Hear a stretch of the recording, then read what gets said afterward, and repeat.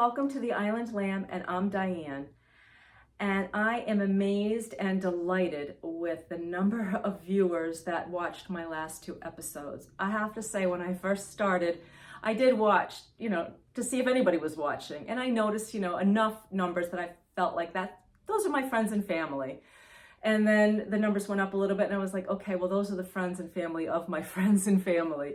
But then I started to get comments from Lisbon, Portugal, and Norway, Ireland, England.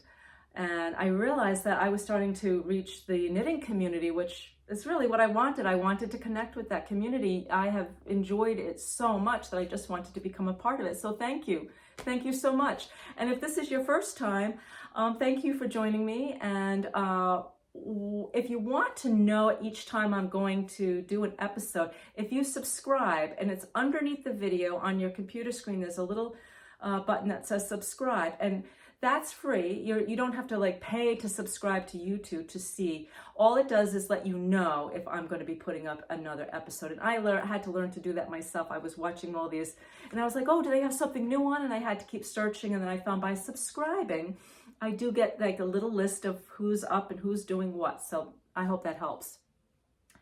I decided to title this episode Block Island Shoulder Season. And that is because we're in the shoulder season. It's after Columbus Day weekend. And that means we have fewer ferries arriving and fewer tourists. The tourists that are coming are biking and hiking. We have the Audubon Society arriving for the bird migration. It's a very gentle time of year for the island. And for us, for those of us who live here and those who work here, it's like taking in a deep breath and letting it out slowly, because that's how it feels. Everything slows down. My husband and I went for a walk on the beach this week, and there was hardly anyone on the beach. We went into some of our favorite shops, and we were able to have a conversation with the shop owners who, up until now, have just been so busy that they didn't have time to for all the little niceties. So everyone's coming back out, and we're starting to see familiar faces, and it's just a wonderful time of year. It will go, it used to, the season used to be 4th of July to Labor Day weekend, and a little bit of a shoulder in the beginning in the spring and a little shoulder at the end for the fall. But those shoulder seasons have expanded. So this shoulder season could even likely go to Christmas. We have a wonderful Christmas stroll on the island in November, and that attracts quite a few people if the weather cooperates. So anyway, enough of that. Let's get to the knitting. So I am wearing the Cuffle design by Alexis Winslow. She has some gorgeous designs. There's a couple of cardigans I'm very interested in making. But this particular sweater she did in collaboration with Hudson & West Company, and this is their yarn, Forge yarn. So Forge is 70% merino and 30% US Corriedale. It's lovely. How can I describe this yarn? It has such wonderful memory, perfect for color work, as you can see. It feels good on. Of course, it's got that merino in it, so it's soft to the skin. I have very little on underneath. I don't feel overheated in it. It's a beautiful pattern. So it's top down. As I usually do, I did not put the collar on first. I just cast on for the pattern and started working through the charts. The charts are to be followed carefully. Eventually you can see what you're doing. Oh, I'm shifting this one stitch, and same thing here.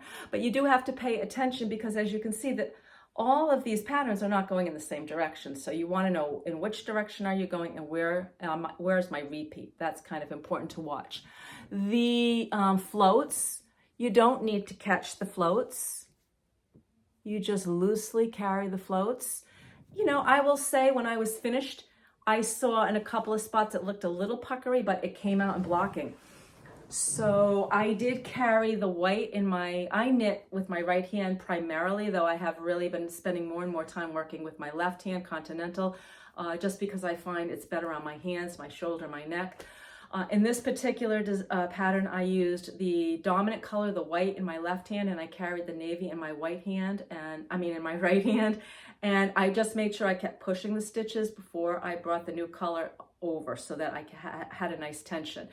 I did decide to I think I made a sleeve first so I could get used to the pattern. I do that sometimes instead of making a big swatch. I know we're supposed to swatch, I do swatch, but if I can swatch on a sleeve, and I might be wrong because now that I'm thinking about this, I think you start at the top and you pick up the sleeve. So I must have had to swatch this. I just don't remember swatching it. Maybe I didn't, I don't know. But I do recommend this pattern. The designer, I think I already mentioned that she collaborated with Hudson and West, or maybe I didn't. On this particular pattern, she collaborated with Hudson and West Yarn Company, and this is their yarn forge. And I used the colorways Midnight, let's see, I did make a note of this, Midnight and Aspen. And this was hanging, a sample of this was hanging in my local yarn shop. And my local yarn shop is on the mainland in a little quaint town called Wickford, and the shop is called the Mermaids Purl. And if you find yourself in Rhode Island, and especially in this town, do check it out. It is an incredible yarn shop. You could just move in. It has high ceilings, beautiful antique pieces of furniture, some beautiful cupboards stuffed with yarn. And Lizzy, who is the owner, was interviewed by Kristy Glass. So on one of Kristy Glass' podcasts, if you get a chance, check out her interview with Lizzy from the Mermaids Purl, and she talks about how she even got into it.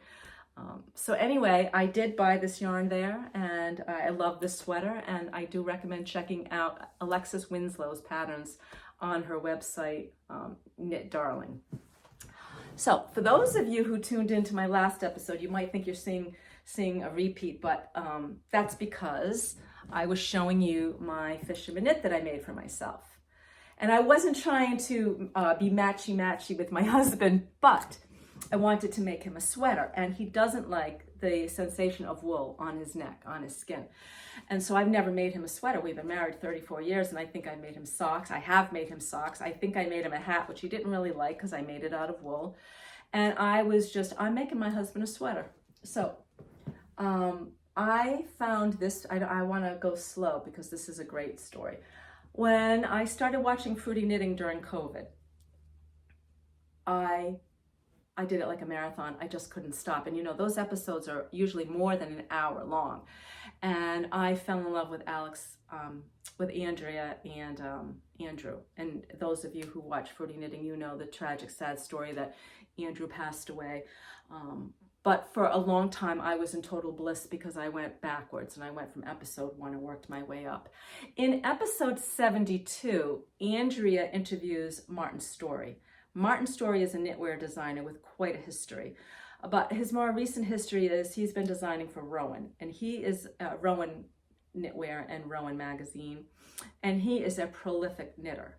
Well, in this particular episode, Martin goes through his design process, his creative process, his design process.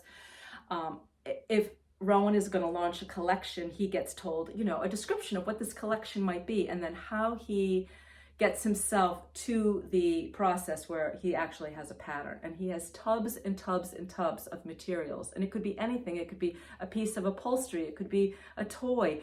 And he puts them in these tubs, and he marks this tub. So this particular tub may have a certain theme. And so he's got tons of these tubs. And when he hears about a collection, he may just go, oh, I may already have an idea or a storyboard. So it's fascinating to watch. Great interview. So that got me thinking about, oh, well, I wonder if he does some menswear. And I found this beautiful Martin Storey pattern called the Oakley. I found it on Ravely. I do think it was probably in one of the Rowan booklets or magazines years ago. I just didn't go that far. Once I found it on Ravely, I just bought the pattern.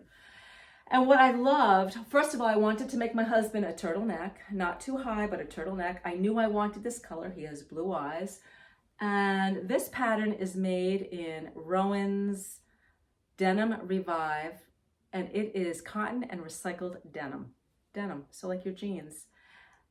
It comes in a couple of different colors. I think there's a gray, there's a darker blue, but I really wanted this blue.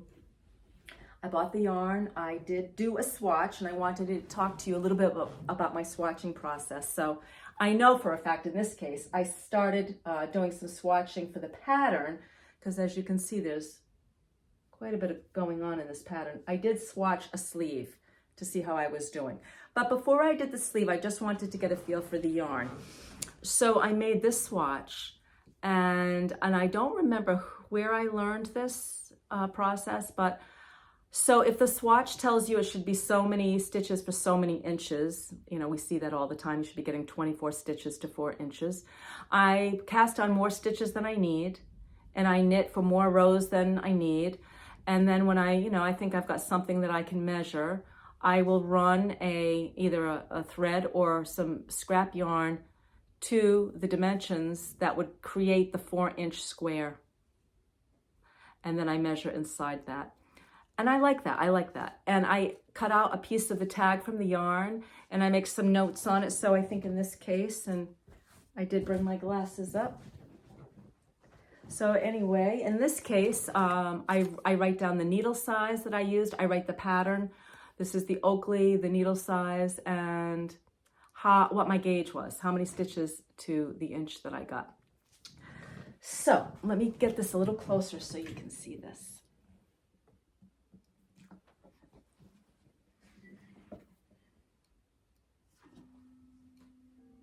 Beautiful pattern work.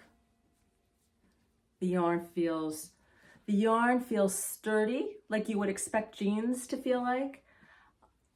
It doesn't drag, it's not super heavy. I mean, it's got some weight to it, but it's not super heavy. It's not really saggy and stretchy like you would think cotton would be.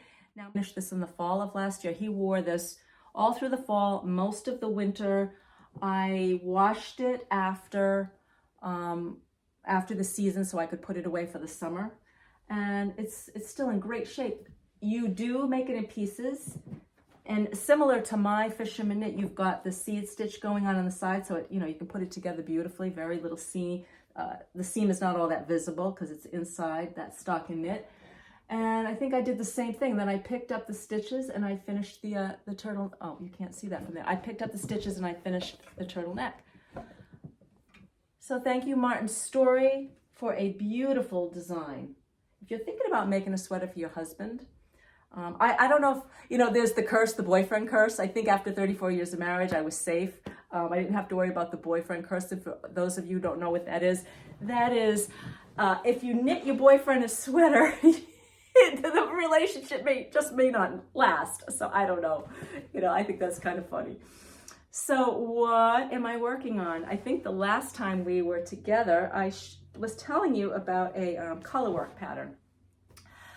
And I think that I pronounced the name wrong, even though I really worked hard to get the name right. It's Oraefi, Oraefi. My husband corrected me. So it's Oraefi, not Oraefi, it's Oraefi. So I have my sleeves done.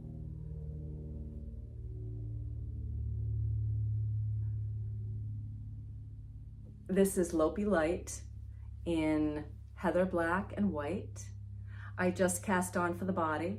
The body is going to be bottom up. Now, I did notice in Ravely, many of you worked it top down.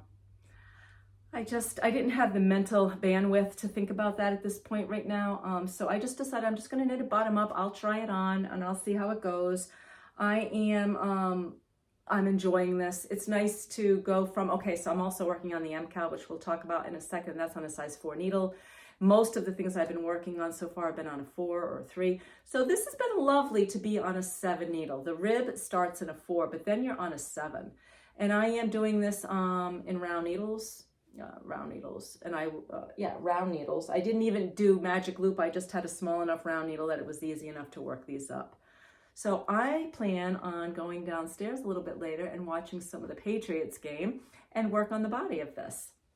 So I mentioned the MCAL, but I'm not going to show you my progress because right now there are so many people who are just starting to work through that first clue, and I don't want to spoil it. If you've been on Instagram or you're seeing there's a page and it says spoiler alert, and then that's warning you if you haven't gotten your yarn, if you haven't started knitting, don't look any further because we don't want to spoil what this is going to look like. But can I just tell you, I'm having so much fun with this. I have never done a Stephen West mystery knit along, and I'm loving this. I didn't know how I was going to feel about not knowing what I was buying yarn for. I knew it was going to be a shawl. That's all we knew.